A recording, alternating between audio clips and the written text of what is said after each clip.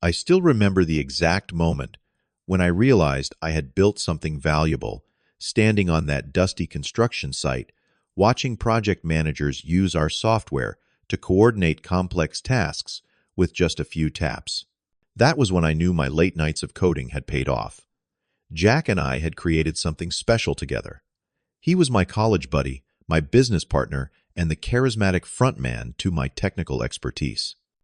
At least that is what I thought, until I discovered the hidden contract that would change everything.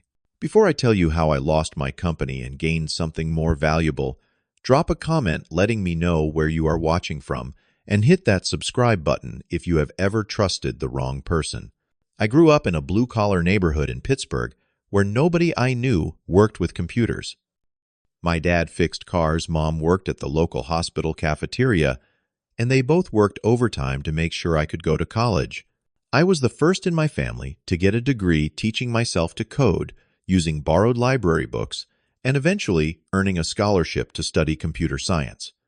That is where I met Jack during freshman orientation. We were complete opposites. I was the awkward, introverted guy who could debug code for hours but struggled to make small talk.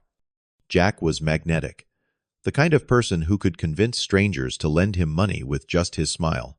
He was studying business administration and had this natural gift for understanding what made people tick. Despite our differences, we clicked immediately. Jack appreciated my technical skills, and I admired his ability to navigate social situations with ease. We spent 4 years as roommates pulling all-nighters and dreaming about building something together someday. After graduation, we both landed corporate jobs that looked good on paper but felt like slow death in practice. I was coding minor features for a banking software company, my creativity stifled by layers of bureaucracy. Jack was working in sales for a telecommunications firm, hitting his targets but feeling empty about selling products he did not believe in. It was during one of our regular Friday night beers that the spark ignited.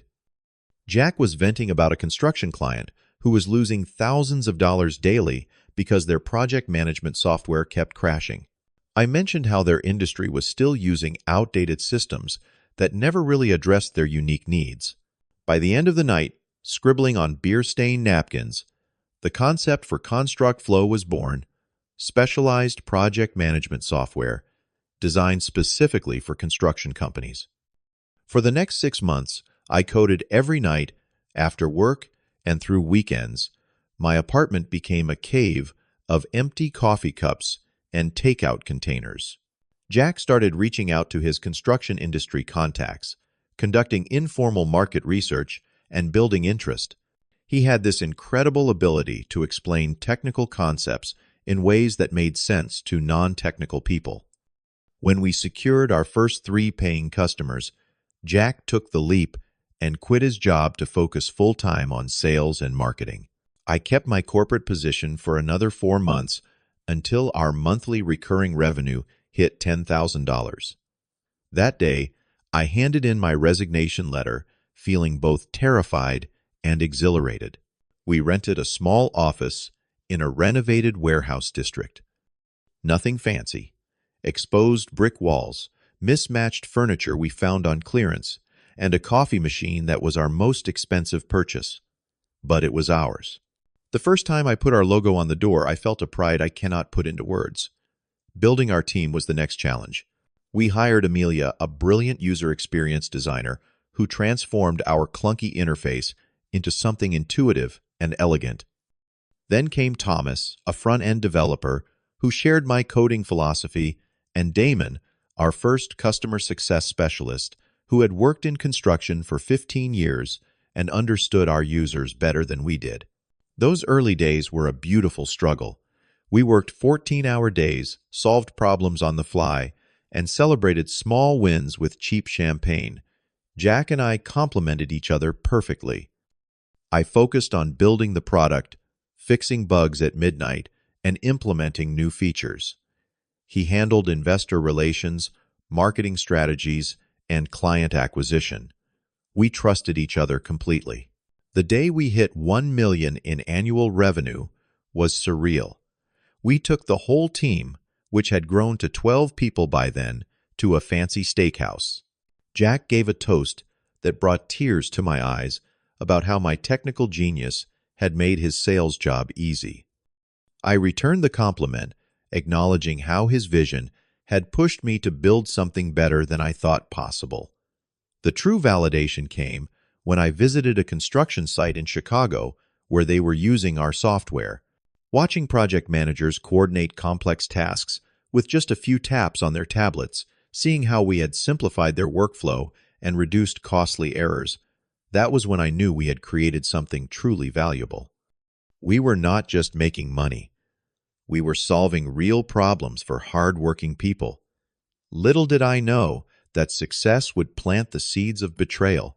The first hint of trouble came when Elevation Partners, a prominent venture capital firm, expressed interest in our company. Their email landed in our shared inbox on a Tuesday morning, and Jack burst into my office with an energy I had never seen before. We stayed late that night preparing financial projections and polishing our pitch deck. The potential validation from professional investors felt like confirmation of everything we had built. "This is it," Francis Jack said, clapping me on the shoulder.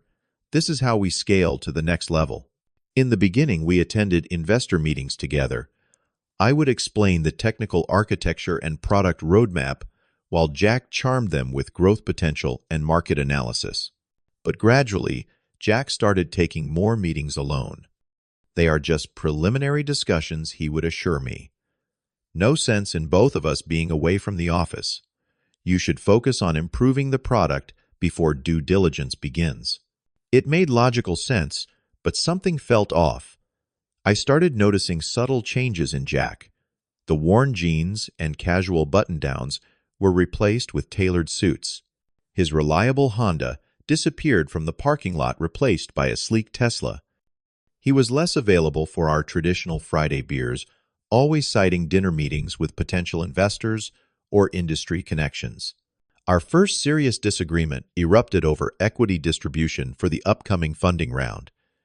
We had always been equal partners, 50-50 in ownership decisions and responsibilities. But Jack suggested a new structure that would dilute my shares more than his justifying it with complicated explanations about voting rights and investor preferences. "This is standard for a technical founder versus a CEO," he explained, sliding complex legal documents across the table. "The investors expect this kind of structure. If we push back, we could lose the deal." I had built the entire code base from scratch, poured my soul into every feature, and now I was being told I should accept becoming a minority owner in my own creation. When I expressed my concerns, Jack seemed irritated, as if I was being unreasonable or naive about how business worked. Then came the proposed corporate restructuring, a labyrinth of holding companies' intellectual property agreements and management entities that Jack insisted would optimize our tax situation and protect our assets. He brought in Patricia Hamilton, a corporate attorney with razor-sharp eyes and a smile that never reached them. She spoke in legal jargon that made my head spin, and somehow her recommendations always aligned perfectly with Jack's suggestions. "Francis, this is why we make such a good team," Jack would say. "You handle the technical complexities I cannot understand, and I handle the business intricacies that are not your expertise." I began noticing closed-door meetings between Jack and Patricia, strategy sessions I was not invited to, investor calls scheduled during the times I normally focused on coding, a growing sense of exclusion from the company I had co-founded. The real alarm bells rang one evening when I returned to the office after hours to grab my laptop. I overheard Jack and Patricia in the conference room, not realizing I was there. "We need to start thinking about restructuring Francis's role after the funding closes," Jack said. "He is brilliant with code, but we need a more experienced CTO to scale."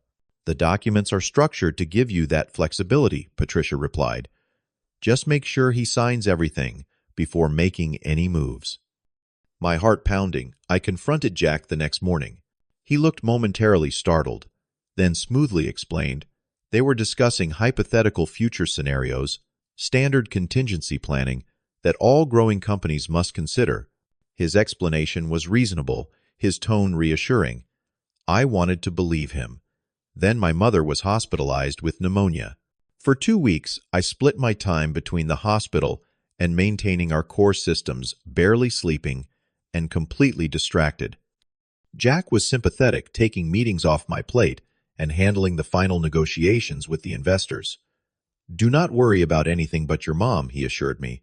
"I have got everything covered on the business front." The day before my mother was released, Jack appeared at the hospital with a stack of documents requiring my signature. The funding round was closing, he explained, and delays could jeopardize the deal. Exhausted and distracted, I signed where indicated, trusting Jack's summary of the terms rather than reading the fine print of every page. We secured $5 million in funding.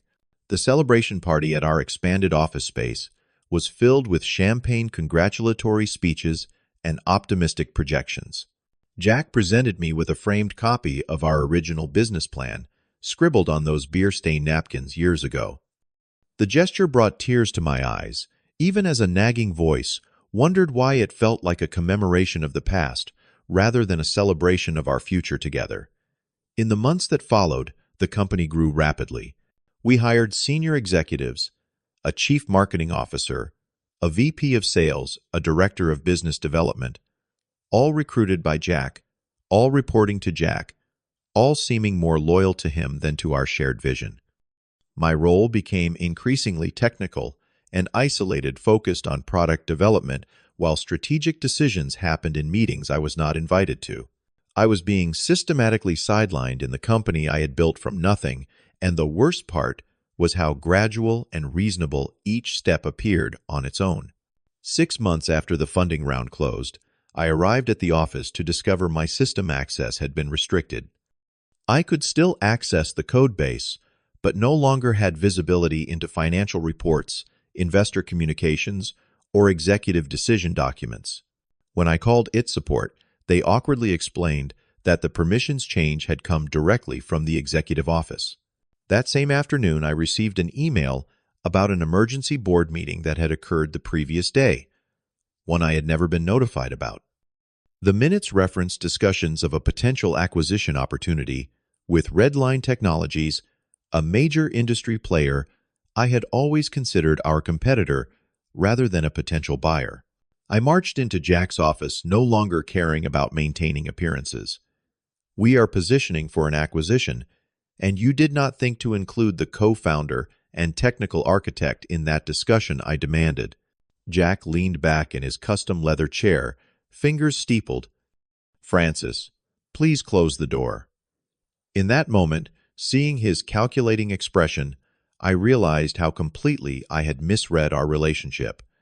This was not my friend and partner making an oversight. This was calculated exclusion. "The board feels you have been distracted lately," he said smoothly.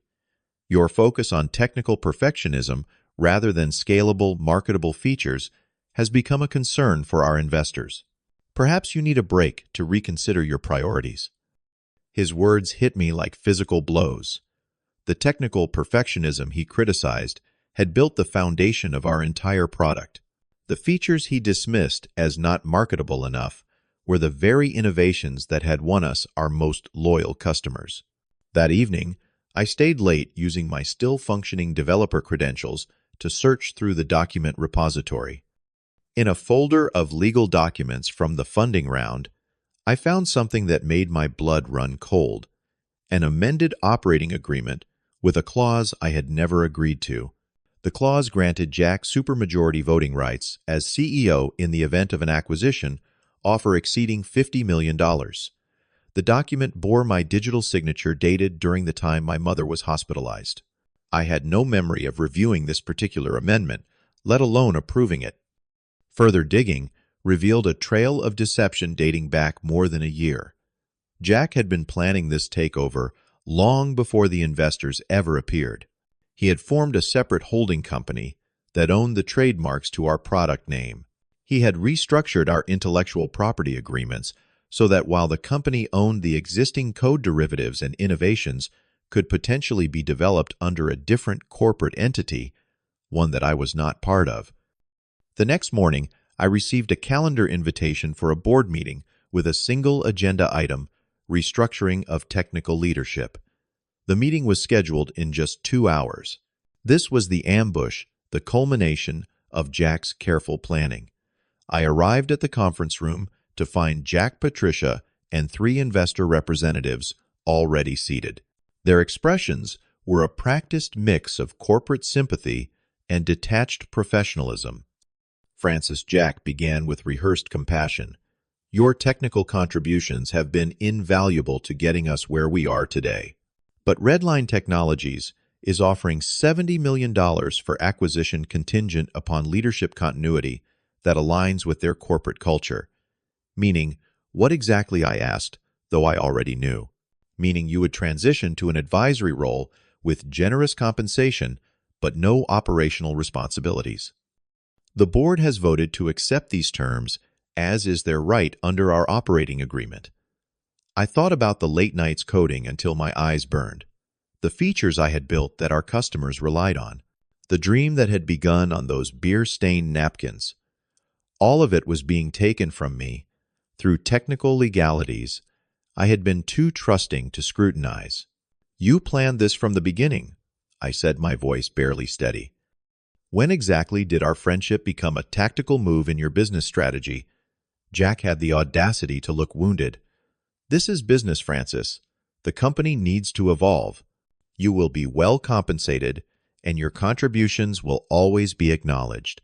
The next day, all employees received an email announcing my new advisory role, carefully worded, to suggest this was a mutual decision, allowing me to explore new creative opportunities.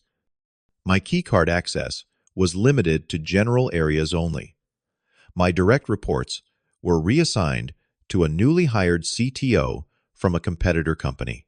That evening, I sat in my apartment surrounded by framed awards conference badges and early prototypes, physical reminders of everything I had built and lost. The betrayal was so complete, so carefully orchestrated, that I could hardly breathe through the weight of it. 2 days later, I attempted to retrieve some personal items from my office. Corporate security met me in the lobby, explaining they would bring my belongings down.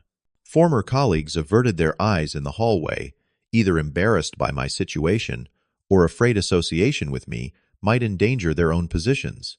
Through a former developer who still felt loyalty to me, I learned that Jack had been meeting with Redline Technologies for over 8 months. He had trademarked key features of our software under his personal holding company, then licensed them back to our company through an obscure subsidiary. The entire structure was designed to ensure that in any acquisition, he would maintain control and maximize his personal profit. The depth of calculation was staggering. This was not an opportunistic betrayal. It was a long-term strategy executed with precision by someone who had called me his best friend while systematically preparing to push me out of my own company. The lowest point came when I saw the press release announcing the acquisition. Jack was quoted extensively about his visionary leadership and technical innovation, with no mention of the co-founder who had built the product from scratch. My life's work had been stolen through paperwork, and the world would never know the truth. For 2 weeks, I fell into a dark place.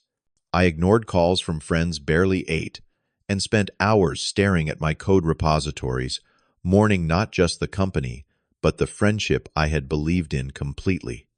Then, anger replaced despair. This was not just a personal betrayal. It was corporate theft through legal maneuvering. There had to be recourse. I consulted 3 different attorneys who all gave similar assessments challenging the takeover would be expensive, time-consuming, and difficult to win given the documents I had signed. The 4th lawyer I met was Maria Donovan, a fierce litigator who specialized in startup disputes. Unlike the others, she did not begin by listing all the reasons I would lose. "Tell me everything," she said. And I mean everything. Every email, every conversation, every document you signed or think you signed. I need to see the whole picture. For the next 2 weeks, I dove into digital archaeology. I recovered every email, text message, and document related to the company since its inception. I located an old external hard drive containing backups of our earliest conversations and agreements. I found the original partnership documents stating our 50-50 ownership and explicit provisions requiring mutual consent for any significant company changes. Most crucially, I discovered something I had forgotten. 3 years earlier, Jack and I had recorded a video for potential investors where he explicitly acknowledged I was the technical genius and true creator of the platform. In the same video, he outlined our equal partnership and shared decision-making process as a key strength of the company. Maria recognized the potential of these findings. They contradict the narrative he is building about being the visionary founder, but we need more, specifically evidence of self-dealing prior to the funding round. Through discreet channels, I connected with 2 loyal employees who risked their positions to provide internal documents. These revealed that Jack had begun negotiating with Redline Technologies before our funding round closed, withholding this information from both me and our investors, a clear breach of fiduciary duty. With Maria's guidance, we built a case focused not on emotional appeals about friendship betrayed, but on concrete legal violations, breach of fiduciary duty, self-dealing, misrepresentation to investors, and potentially fraudulent documents. Rather than filing an immediate lawsuit, Maria suggested a strategic approach, first meeting privately with our lead investor. The venture capital firm has a reputation to protect, she explained. If they backed Jack knowing he was engaging in self-dealing, it could damage their standing in the industry. They might pressure him to settle rather than risk public exposure. We prepared a detailed presentation and requested a confidential meeting with Michael Blackwell, the partner who had led our funding round. Initially reluctant, he agreed after Maria hinted at potential regulatory interest in how the transaction had been structured. The meeting lasted 4 hours.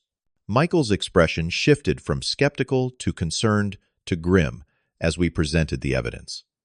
The turning point came when we showed him communications proving Jack had been negotiating with Redline while telling investors that multiple acquirers were interested artificially inflating the company's valuation. "This is not how we do business," Michael said finally. "If these allegations are substantiated, we cannot continue supporting the current management structure."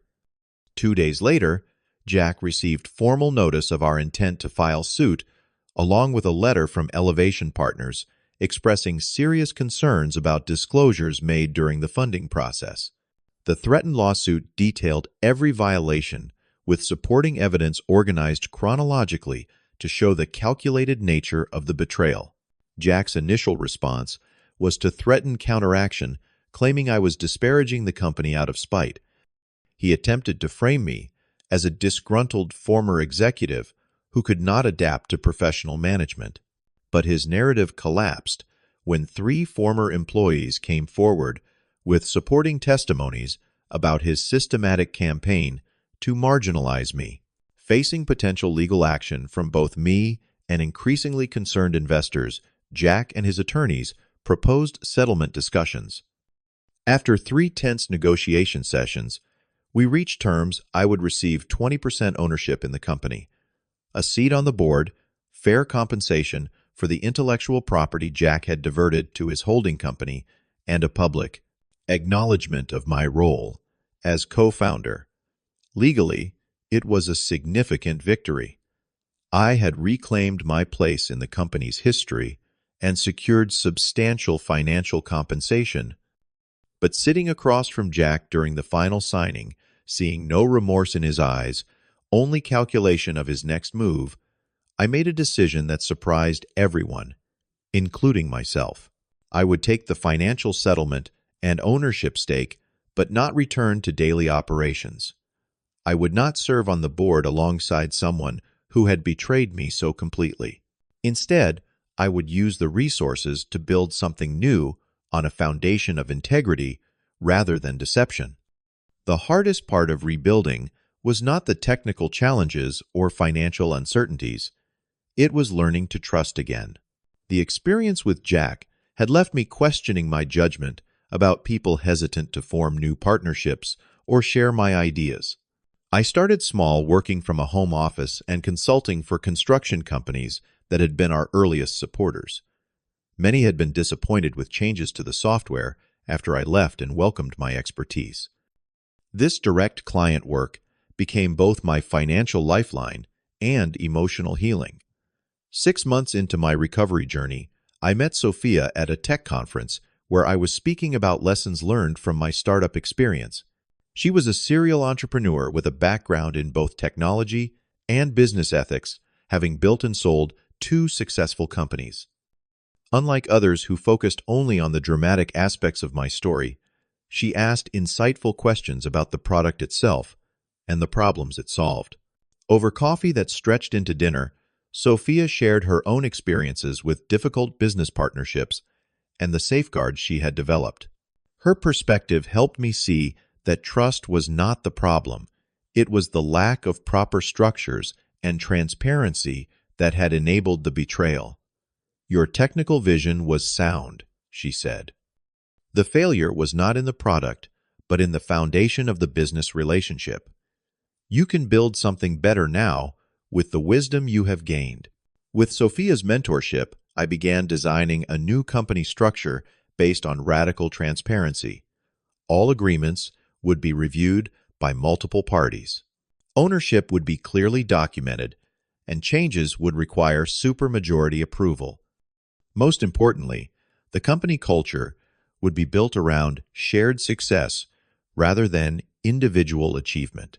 Working with 2 junior developers and a designer who believed in this vision, we created the foundation for a new platform, not a direct competitor to my previous company, but an evolution of the concept focused on sustainability in construction project management.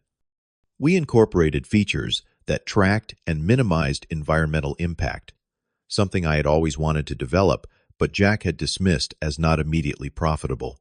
3 months into development, I received an unexpected email from Amelia, the UX designer from my former company. She had resigned shortly after my departure and wanted to know if I was building something new. Within weeks, she joined our small team, bringing both her exceptional design skills and first-hand knowledge of what had gone wrong before. The true test came when we needed additional funding to scale. Rather than pursuing traditional venture capital, we explored alternative models: revenue-based financing, strategic partnerships with construction industry leaders, and a carefully structured friends and family round with explicit protections for all parties. Each investor received the same clear documentation with terms explained in plain language alongside the legal text. 1 year after my forced exit, I attended an industry conference where I knew Jack would be speaking about the acquisition. I had no intention of confrontation. I simply wanted to observe who I had become in contrast to who he was.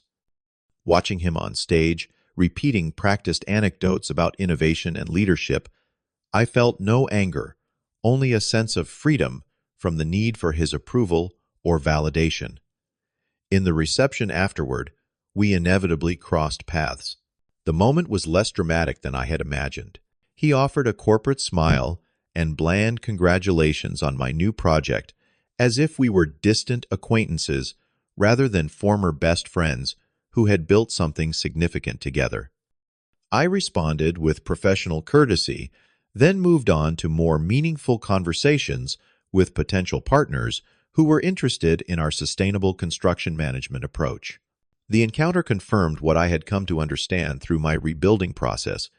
Success is defined not by defeating those who wrong you, but by creating something that aligns with your values. My new company grew more slowly than the first, but on a solid foundation of mutual respect and clearly defined responsibilities. We celebrated our first million in revenue, not with extravagant parties, but by giving each team member an ownership stake.